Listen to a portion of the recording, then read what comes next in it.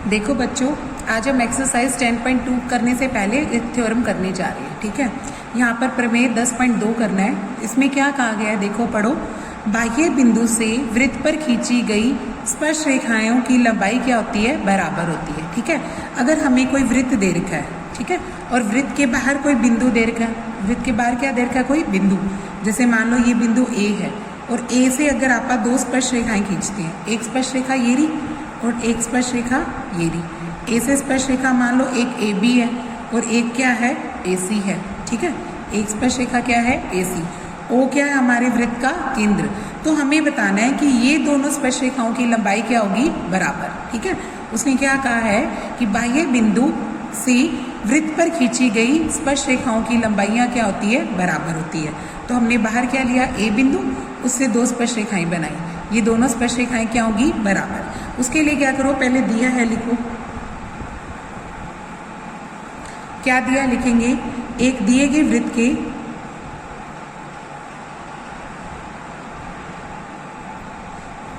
वृत्त में ओ वृत्त का केंद्र है।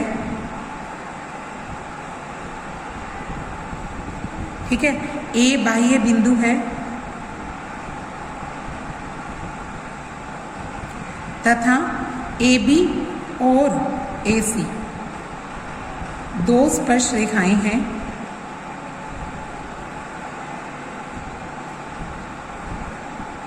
ठीक है, उसके बाद क्या लिखेंगे, सिद्ध करना। क्या सिद्ध करना है आपको, ये सिद्ध करना है कि दोनों स्पर्श रेखाओं की लंबाई क्या है, बराबर। यानी हमें सिद्ध करना है ए बी का मान किसके बराबर होगा, ए सी के। ठीक है, फिर लिखो प्रमाण। प्रमाण में क्या बताएंगे, देखो बच्चों कि ए बी वृत्त की स्पर्श रेखा है,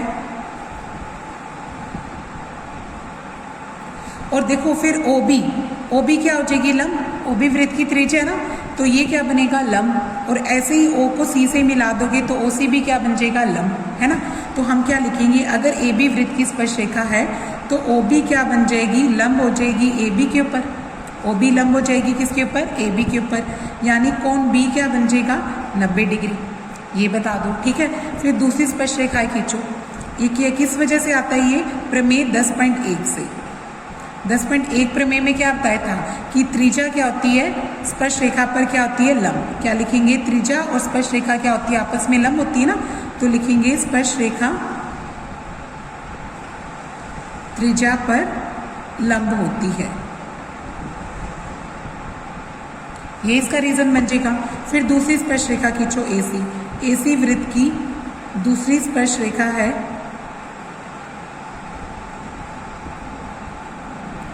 तो यहां से कौन सा लंब हो जाएगा बच्चों, ओ सी लंब बन जाएगा किसके ऊपर, ए सी पर, या ए सी लंब बन जाएगी ओ सी पे, ऐसे भी लिख सकते हो। ए सी लंब है किसके ऊपर, ओ सी लंब है किसके ऊपर, ए सी पे। यानी जो कोण सी बन रहा है वो क्या बन रहा है, 90 डिग्री। ठीक है, इसका भी यही प्रमेय 10.1 से। अब इसके बाद देखो, अब क्या करो, सबसे पहले ओ ए को मिला दो। किसको मिला दो, ओ ए को। क्या लिख दो, ओ ए को मिलाया। हमारे पास क्या आ गया, दो त्रिभुज बन गई बच्चों, एक ये त्रिभुज बन गई और एक ये त्रिभुज। हम इन दोनों त्रिभुजों को क्या कर देंगे, सर्वांग सिद्ध कर देंगे। इन दोनों को क्या कर देंगे, सर्वांग सिद्ध कर देंगे, जिससे ए बी की लंबाई किसके बराबर आ जाएगी, ए सी के। ठीक है, तो देखो पहले त्रिभुज का नाम क्या ले लेते हैं, ए बी ओ, और दूसरे त्रिभुज का नाम क्या ले लेते हैं, ए सी ओ। ठीक है, इसको किससे करेंगे, आर एच एस से करेंगे। आर एच एस कैसे, सबसे पहले लिख दो बी और सी क्या हमारा 90 डिग्री, इसमें बी 90 डिग्री है और इसमें क्या है, सी। लिख दो कोण बी बराबर है कोण सी के प्रत्येक 90 डिग्री का। ठीक है, ये तो क्या बन जाएगा, आर, यानी राइट एंगल बन गया। अब क्या लगा लेना, ओ ए क्या बन जाएगी, सांझी भुजा, जो दोनों में है, ऊपर वाले में भी है और नीचे वाले में भी है। ठीक है, तो लिख देंगे ओ ए इक्वल टू ओ ए, इसका रीजन क्या लिखना, सांझी भुजा। ठीक है, और ये क्या बन गया अपना एच। कॉन्ग्रुएंसी पढ़ी हुई ना सबने, आर एच एस से कर रही है। एस क्या बनेगा, त्रिज्याएं कौन सी बन जाएगी, एक त्रिज्या ओ बी है और दूसरी त्रिज्या क्या है, ओ सी। लिख देंगे ओ बी बराबर ओ सी, ये क्या है, त्रिज्याएं हैं। तो त्रिभुज क्या हो जाएगी, सर्वांग सम हो जाएगी। कौन से नियम से कर दिया हमने, RHS से। ठीक है, सर्वांग सम होने के बाद क्या करेंगे बच्चों, हम लिख देंगे जो AB है अपनी, AB स्पर्श रेखा किसके बराबर हो जाएगी, AC के। क्यों हो जाएगी, सिपिसिटी से। इसको क्या बोलोगे, सिपिसिटी। सिपिसिटी का मतलब क्या होता है, सर्वांग सम त्रिभुजों के संगत भाग। अगर दो त्रिभुज सर्वांग सम है तो उनके संगत भाग भी क्या होते हैं, समान। तो ये वाला भाग किसके समान आ जाएगा, AC के। ठीक है, अब देखो बच्चों एक्सरसाइज 10.2 करने जा रहे हैं अपन। ठीक है, देखो 10.2 में क्या कहता, पहला सवाल पढ़ो। कहता एक बिंदु क्यू से वृत्त पर स्पर्श रेखाओं की लंबाई 24 सेंटीमीटर है और क्यू से वृत्त के केंद्र की दूरी 25 सेंटीमीटर है। देखो बाह्य बिंदु कौन है यहाँ पे, क्यू। क्यू से आपने एक स्पर्श रेखा बनानी है जिसकी लंबाई कितनी देर की है, 24 सेंटीमीटर, और क्यू की केंद्र से दूरी कितनी बनानी है, 25 सेंटीमीटर। देखो कैसे बनाओगे, ये मान लो अपना वृत्त है। ठीक है, बाह्य बिंदु कौन सा दिया, क्यू। क्यू से एक स्पर्श रेखा खींचो, ये स्पर्श रेखा खींच दी। मान लो ये बिंदु क्या ले लेते हैं, आप P ले लेते हैं, तो क्यू P क्या बन जाएगी, स्पर्श रेखा बन जाएगी। O क्या बन जाएगा, वृत्त का केंद्र, और O की क्यू से दूरी, ये कितनी देर की है मुझे, 25 सेंटीमीटर। ये दूरी कितनी देर की है, 25 सेंटीमीटर, और PQ का मान कितना देर का है बच्चों, यहाँ पे 24 सेंटीमीटर। ये कितना देर का है, 24 सेंटीमीटर। हमें क्या निकालनी है, ये त्रिज्या निकालनी है, ये वाली त्रिज्या, और ये क्या होगी, आपस में लंब होगी, है ना। हमने पढ़ा था कि स्पर्श रेखा और त्रिज्या क्या होती है, आपस में लंब। तो एक्सरसाइज 10.2 का ये पहला सवाल है। ठीक है, आप सबसे पहले इसमें क्या दोगे कि क्यू P वृत्त की स्पर्श रेखा है। ठीक है, और उसके बाद क्या लिखेंगे, क्यू O हमें कितनी देर की है, 25 सेंटीमीटर। क्यू P की वैल्यू कितनी लिख देंगे, 24 सेंटीमीटर। ठीक है, और उसके बाद क्या लिखेंगे, जो क्यू P है वो लंब होगी किसके ऊपर, त्रिज्या OP पर। ठीक है, क्यों होती है भाई, क्योंकि जो त्रिज्या स्पर्श रेखा होती है, स्पर्श रेखा त्रिज्या पर लंब होती है, इस वजह से ये वाला कोण क्या बन जाएगा अपना, 90 डिग्री। P क्या बन जाएगा बच्चों, यहाँ पे कोण P क्या बन गया, कोण P क्या बन गया हमारा, 90 डिग्री। तो त्रिभुज में चलो, त्रिभुज OPQ में कोण P क्या हमारा 90 डिग्री, तो हम क्या लगा सकते हैं, पाइथागोरस। क्या लगाएंगे, पाइथागोरस। पाइथागोरस प्रमेय से, पाइथागोरस प्रमेय में क्या होता है, कर्ण का वर्ग किसके बराबर होता है, लंब का वर्ग जमा आधार का वर्ग। ठीक है, अब देखो कर्ण कौन है यहाँ पे, कर्ण 90 के सामने वाली भुजा, ये कर्ण है, ये क्या मान लो लंब है, और ये क्या मान लो आधार है। ठीक है, तो यहाँ पे कर्ण क्या बनेगा अपना, OQ, लंब क्या बनेगा, OP, और आधार क्या बनेगा, PQ या QP। ठीक है, लंब कितना बनेगा अपना 25 है, तो 25 का वर्ग। OP कितना देर का है पता नहीं मुझे, OP का वर्ग निकालना है मुझे। PQ कितना देर का है 24, तो 24 का वर्ग आ जाएगा। 25 का वर्ग कितना होता है बच्चों, 625। OP के वर्ग को OP का वर्ग लिख दो, 24 के वर्ग को 576, इधर लाके माइनस कर लो। 576 अपनों ने इधर लाके क्या कर लिया, माइनस कर लिया, और इधर क्या रह गया, OP का वर्ग। यानी OP का वर्ग कितना आ जाएगा, ये तो 49 होता है। ठीक है, घटा देंगे आप, तो OP कितनी आ जाएगी, √49, और ये कितना आ जाएगा, 7 सेंटीमीटर। ठीक है, तो ये कितनी आ जाएगी, 7 सेंटीमीटर। OP क्या आ गई अपनी त्रिज्या, OP क्या है यहाँ पे, त्रिज्या। ठीक है, दूसरा प्रश्न देखो बच्चों, क्या कहता है दूसरा प्रश्न, देखो यहाँ पे जो एक आकृति दे रखी है, इस आकृति के हिसाब से क्या कहता है, यदि TP और TQ क्या दे रखा है, केंद्र O वाले किसी वृत्त पर दो स्पर्श रेखाएं हैं। यहाँ पे देखो ये केंद्र क्या है इसका, O, और TP और TQ क्या दे रखी है, हमें दो वृत्त की स्पर्श रेखाएं दे रखी है। ठीक है, और ये वाला कोण POQ वो कितने डिग्री का दे रखा है, 110 डिग्री का। हमें क्या निकालना है, PTQ, ये वाला कोण निकालना है। ठीक है, तो देखो आप इसको कैसे करेंगे, पहले डायग्राम बनाते हैं इसका। ये क्या वृत्त है, ये वृत्त का क्या है, केंद्र। T कोई बाह्य बिंदु दे रखा है, T से दो स्पर्श रेखाएं खींच दो, एक TP और T से एक स्पर्श रेखा क्या खींच दी, TQ। O को फिर आप P से मिला देते हैं, O को किससे मिला देते हैं, Q से। तुम्हें पता है कि जब स्पर्श रेखाएं और त्रिज्या होती है आपस में क्या होती है, लंब। तो ये दोनों 90 डिग्री के बन जाएंगे। और ये कोण हमें कितने का दे रखा है 130 10 डिग्री का। तो देखो तुम्हें पता है चारों कोणों का जोड़ क्या होता है 360। ये तीनों भर देंगे तो अपना कौन सा कोण आ जाएगा, ये टी आ जाएगा। ठीक है, देखो इसको कैसे लिखेंगे, टीपी और टी क्यू। टीपी और टी क्यू क्या है, वृत्त की स्पर्श रेखाएं हैं।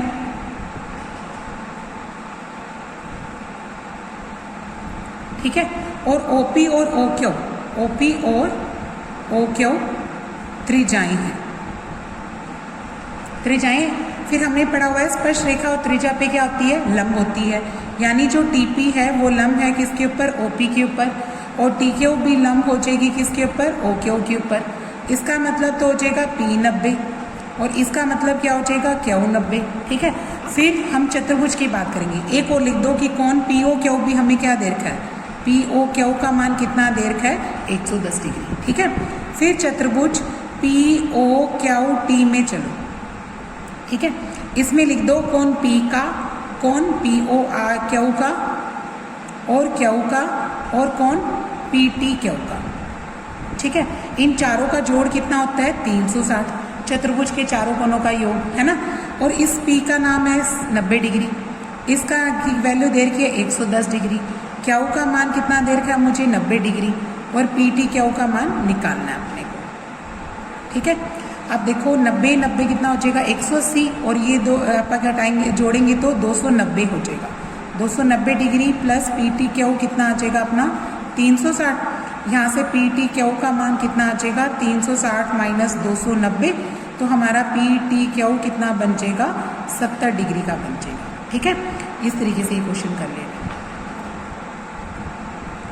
अब अगला प्रश्न देखो बच्चों क्या कहता है, यदि एक बिंदु P से O केंद्र वाले किसी वृत्त पर PA और PB स्पर्श रेखाएं परस्पर कितने डिग्री का कोण बनाती है 80 डिग्री का। ठीक है, तो हमें POA का मान बताना है कि POA किसके बराबर आएगा, इनमें से कौन सा ऑप्शन सही आएगा। ठीक है, तो देखो कैसे करेंगे, एक डायग्राम बनाओ। ये क्या अपना वृत्त, ये क्या है बाहर से कोई P बिंदु दे रखा है। ठीक है, PA एक स्पर्श रेखा है और P से दूसरी स्पर्श रेखा का नाम क्या दिया उसने PB। ये दोनों स्पर्श रेखाएं हैं। O क्या है वृत्त का केंद्र है। ठीक है, अब ये जो कोण है वो हमें 80 डिग्री का दे रखा है। ये वाला कोण कितने डिग्री का दे रखा है 80 डिग्री का। तो उसने ये पूछा है POA, यानी मुझे इस कोण का मान निकालना है, इस कोण का मान निकालना है। ठीक है, आपको पता है त्रिज्या और ये लंब, यानी ये तो 90 डिग्री हो जाएगा। देखो ये 80 है, ये 80 है, हम ये दो त्रिभुजों को क्या कर देंगे सर्वांगसम। किया था पीछे क्वेश्चन में, थ्योरम में किया था ना आज, कि इन दोनों त्रिभुजों को इस त्रिभुजों के सर्वांगसम कर सकते हैं RHS से। तो ये दोनों 80 हैं, तो आधे आधे हो जाएंगे, फिर 40 40 हो जाएंगे। ठीक है, और ये 90 हो जाएगा, तो ये वाला कोण निकल जाएगा अपना। ठीक है, तो देखो इसको कैसे करेंगे, लिखेंगे क्या आपका PA और PB वृत्त की स्पर्श रेखाएं हैं।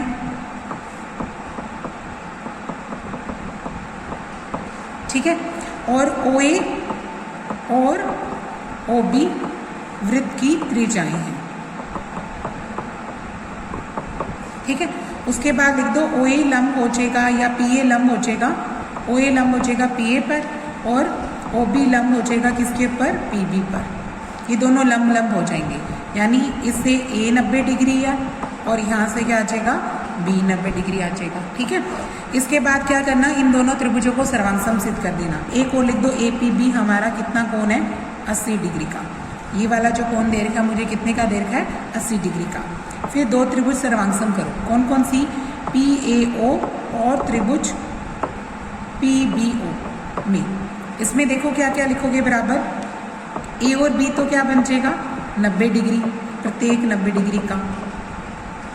इसको R से डिनोट कर दो, यानी ये राइट एंगल है।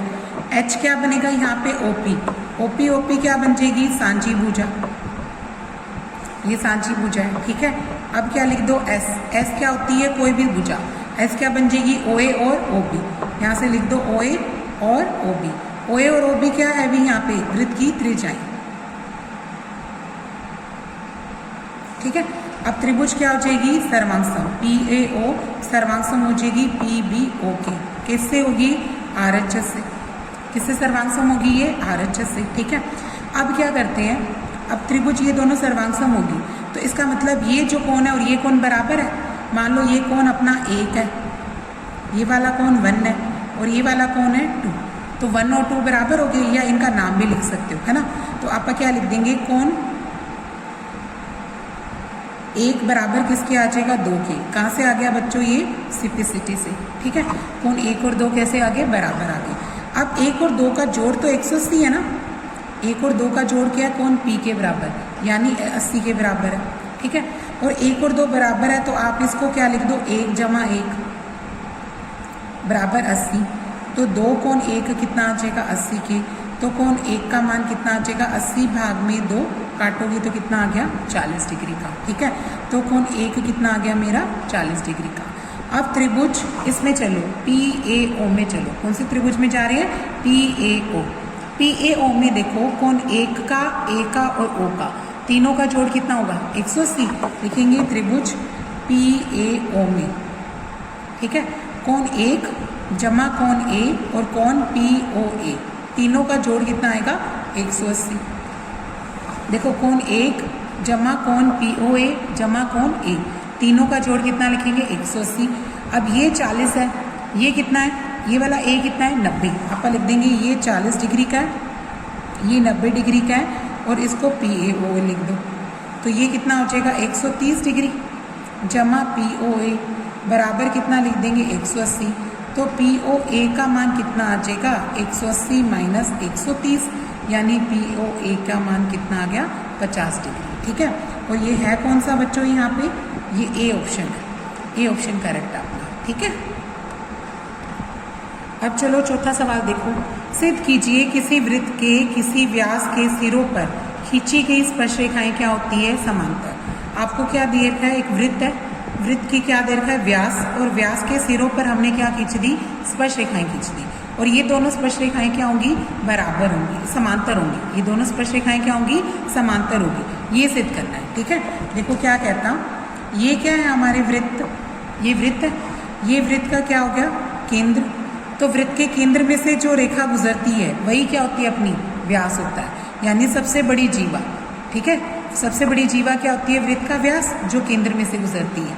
मान लो A और B ये वृत्त का व्यास है। फिर कहता है A के अंदर एक स्पर्श रेखा खींचो, और एक स्पर्श रेखा किससे जानी है, B से, ठीक है।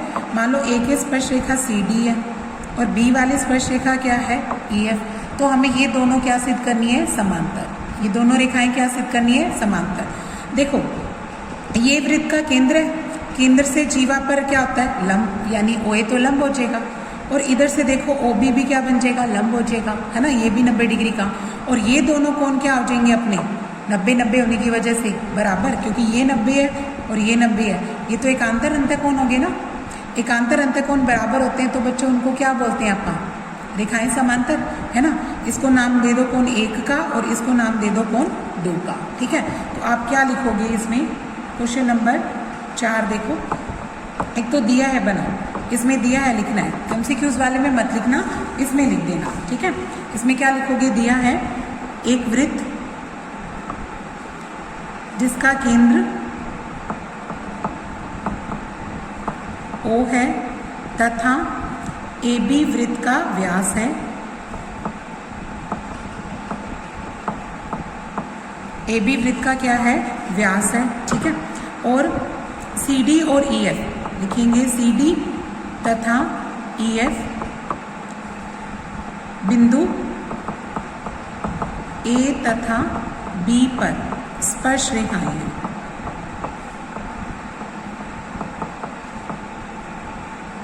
इन दोनों बिंदुओं पे क्या है, ये स्पर्श रेखाएं हैं, ठीक है। फिर लिख दो सिद्ध करना है,